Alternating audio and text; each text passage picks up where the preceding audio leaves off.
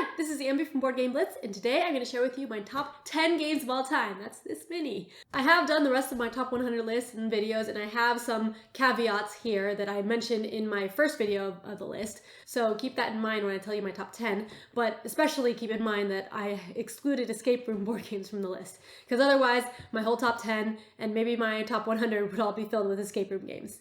But with that, onto the list. My number 10 is Monikers. This is a party game. It's kind of a mix between like a word taboo type party game and charades. But in the game, it's a team game and you're trying to guess words or phrases. You have a bunch of cards with different words or phrases on them. And in the first round, you can say anything to have them guess the word or phrase. The cards also have descriptions on all of them, so you could just read out the description if you don't know what the word or phrase is. But after everything's guessed, in the second round, you use the same word pool, so you kind of remember what happened, and then you can only use one word to describe it. And then in the third round, you can't use any words at all. You're just doing basically charades. So it's kind of like a memory game mixed with the charades, but it's always a lot of fun because these inside jokes develop inside the game as you're making these associations that are made because of how you described it previously. So I always have a lot of fun with Monikers, and it's one that I like bringing out when there's a lot of people. My number 9 is Shikoku 1889. This copy I got for free. I also did an instructional video on it. I actually got refunded my Kickstarter backing of this. But I used to play the free print and play copy that I had, which I guess technically was also free. But this is currently my favorite 18xx game because I think it's the one I get to play the most. It's one that I use for introducing new people to the genre because it's got simpler rules and it's a shorter time length. I can play it in like 2 to 3 hours, but it's also fun to play with experienced players. I like it because when I play it, like I don't have to worry too much about knowing the rules, and instead I can focus on maneuvering different things and pulling different levers to see what happens. So if you don't know about 18xx games, you can check out my videos on them, but I like 18xx games and this is my favorite, the one I get to play the most.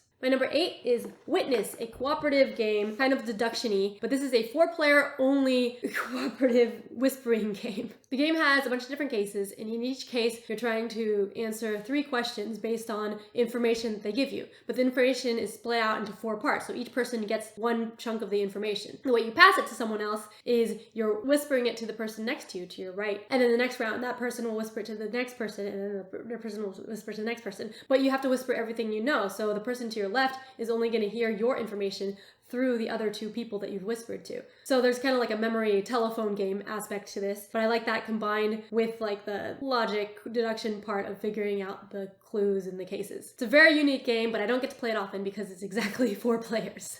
My number 7 is Dungeon Pets, which is one of the first like thematic Euro games I played. It's a strategy worker placement game where you're going to the market, buying different little monster pets, taking care of them, getting food and stuff to take care of them, and then selling them to dungeon lords and showing them off at exhibitions. The pets have different needs that you need to satisfy, like food and play and magic and danger and stuff, and that's why you need to buy the different things at the market, and there's a lot of planning you have to do to satisfy those needs, but you also want to have a lot of those needs because that's what can score you points in the exhibition phase. You want certain types of needs, and the customers also want certain types. So you're like planning ahead, getting the pets that you want that will satisfy the exhibitions, and then also trying to get all this stuff to keep your pets happy. The worker placement part is interesting too because you have a bunch of little imp workers and some gold, and at the beginning of each round you secretly put them into groups of like 3 or 4 or 2 or 1, however many. And instead of going in player order, you go in order of the group size. So like if someone had a group of 4, they could go first if that's the largest group, and then anyone with a group of 3 would go.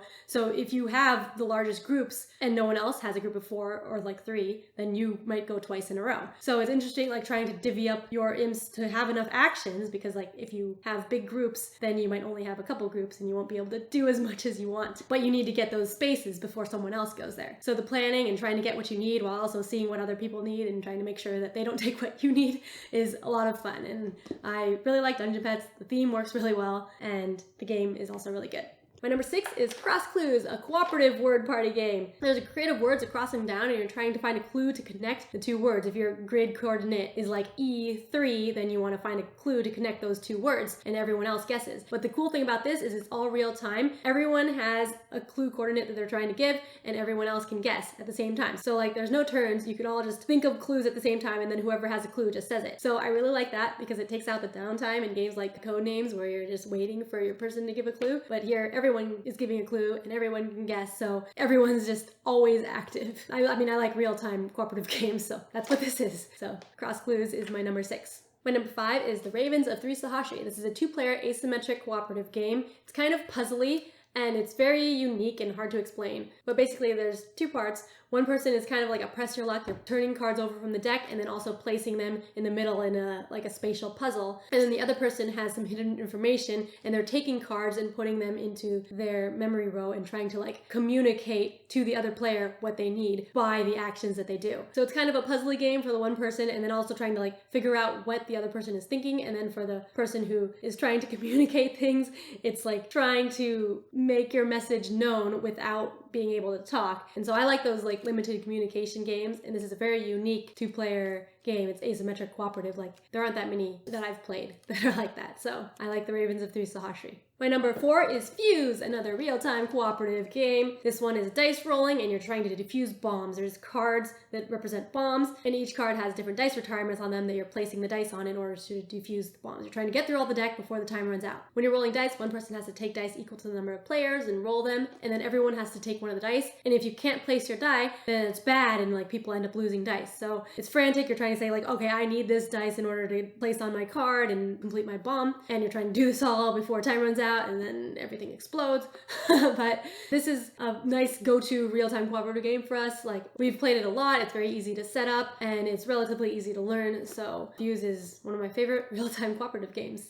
My number 3 is Tragedy Looper, a one versus many deduction logic game themed around time loops. I did get a review copy of the new version, Tragedy Looper's New Tragedies, but I've only played this one once, and this one is the one that's on my list. So this is a very unique game. I haven't played any other games that feel similar to it. The closest is hidden movement games where it's one versus many and you're like actively working against the other person. In this one, it's a one versus many logic grid game, so kind of like those logic puzzles with the grid where you fill out all the information. In each scenario, there's information that you need to deduce, like what characters are what, and there's a board with different character cards played down. Each player can do actions by playing cards onto the players or the spaces on the board, and the cards do things like movement or add tokens. When certain conditions are met, then certain things can happen. So you have this player aid with like this grid of all these things that can happen, like, oh, if there's 2 tokens on this place, then you can lose. Or if something happens to this roll at this time, then like this will happen. So the mastermind knows all the bad things that can happen in the script and is like coordinating things out and like trying to make these bad things happen. And then the other players are trying to do things to figure out information and try to ultimately stop the bad things from happening. It's time loops, so you're going back and like replaying the same part over but doing different actions to see what happens. And so there's a lot of deduction and trying to like figure out, looking through the grid and seeing what's happening and what it could be, and then deciding what you need to do and what actions you need to perform in order to figure out which of the multiple options it can be. Sometimes the end is a little anticlimactic, but I always have fun when I'm playing the actual game.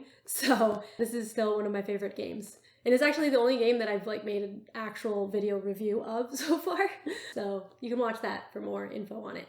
My number 2 is Decorum. This was a review copy and we also did a sponsored stream, but I also like the game a lot. This is a cooperative deduction game. I really like deduction games if you couldn't tell already. But in this game, the theme is you're decorating a house and you each have different requirements for what you want the house to look like that are secret, and ultimately you want everyone's requirements satisfied when you decorate the house. So on your turn, you can either place an item or remove an item or switch an item out. And there's different items of different colors, and the board is a house with different rooms and places for the different types of items. There's different items with different colors and different styles. But the only communication after you do your turn is people say either they like it or they hate it or they're indifferent. So you don't really know why, and it ends up being kind of a communication through your actions, just like with the Ravens of Three Sahasri. And sometimes it seems like your requirements clash. Like if you want no blue on the left side of the house and someone else wants a blue lamp, and they keep putting it there and like, no, I don't like that. But then they don't know why. And so you're eventually trying to figure out, okay, they really like that blue lamp, so maybe I can put it over there. And then you figure out, and you can live together. So I really like the deduction in this. It's different than other deduction games,